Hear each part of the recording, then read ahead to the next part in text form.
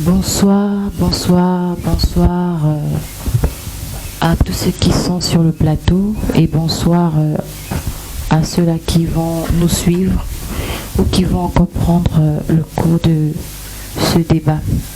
Alors nous annonçons, nous avons comme thématique la place de la tradition et de la culture dans le christianisme.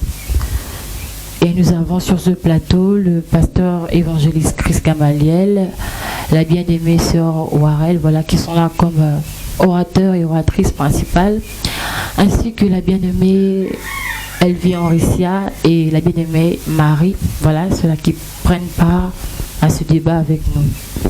Alors nous voulons commencer d'abord par bénir le Seigneur et recommander ce moment entre les mains du Seigneur. Alors, nous invitons la sœur Nano, bien sûr, à pouvoir élever sa voix et recommander ces instants aux mains du Seigneur. Seigneur, nous te bénissons et nous te rendons toute la gloire parce que tu es Dieu, Seigneur. Seigneur, ce soir, nous venons encore te dire merci pour ton amour, Seigneur. Merci encore pour ta grâce, Seigneur. Merci encore pour le privilège que tu nous accordes de nous réunir ce soir, mon Père et mon Dieu. Seigneur, alors nous venons te recommander cette conférence de désarmée entre tes mains. Nous voulons que toi seul siège et occupe la première place, mon Père et mon Dieu. Seigneur, mon Père et mon Dieu, durant ce débat, nous voulons te voir à l'œuvre de désarmer. Étends ta main, Seigneur, parle-nous de désarmer, fortifie-nous de désarmer, car nous sommes là aussi pour être fortifiés. Seigneur, alors dispose les cœurs de tout un chacun, mon Père et mon Dieu, afin que ce débat, Seigneur, soit fixé, Seigneur, sur toi et vers toi seul, mon Père et mon Dieu. Nous te recommandons les orateurs qui vont prendre part de désarmer, Seigneur, à cette conférence. Seigneur, merci beaucoup, Seigneur. Protège-nous, sois avec nous au début comme à la fin de désarmer. Sois glorifié, sois béni à jamais parce que tu es Dieu dans le nom puissant de Jésus. Disons ensemble Amen. Amen. Voilà, nous avons ainsi prié. Alors nous commençons. Alors je vais commencer par dire ceci. Alors par rapport au thème de la place de la tradition et la culture dans le christianisme, nous disons généralement qu'un peuple sans culture est un peuple mort.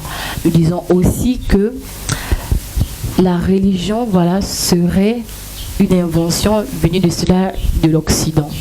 Mais nous venons aussi dire que le christianisme a sa place aussi. Selon le passage de Osée 4:6, voilà, mon peuple périt par manque de connaissance. Le livre de Jean 8, au verset 32, dit que vous connaîtrez la vérité et elle vous affranchira.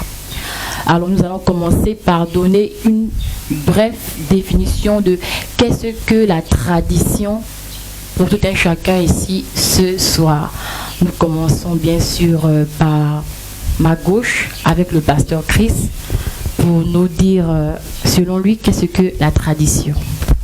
Et voilà, donc merci déjà de me donner cette opportunité pour aller très, très vite et très simple. En fait, la tradition, c'est le processus qui consiste, n'est-ce pas, dans la transmission des valeurs sur une période bien déterminée. Donc, on parle des traditions, pourquoi? Parce qu'il existe en amont, n'est-ce pas, des valeurs à transmettre de génération en génération, n'est-ce pas, de père à fils, n'est-ce pas, et donc on ne peut pas parler, n'est-ce pas, de la tradition sans faire mention des coutumes, parce que la tradition, en fait, en un mot, c'est le véhicule des coutumes, n'est-ce pas, c'est le fait pour des pères, n'est-ce pas, de rendre perpétuelles des valeurs ou des habitudes, allant, n'est-ce pas, d'un point pour un autre, allant d'une génération, n'est-ce pas, pour un autre. Voilà, un peu pour notre génération justement. Voilà donc ce que je puisse dire pour commencer. Merci pasteur Christ. On va poursuivre avec la bien-aimée Warel. Voilà. Amen.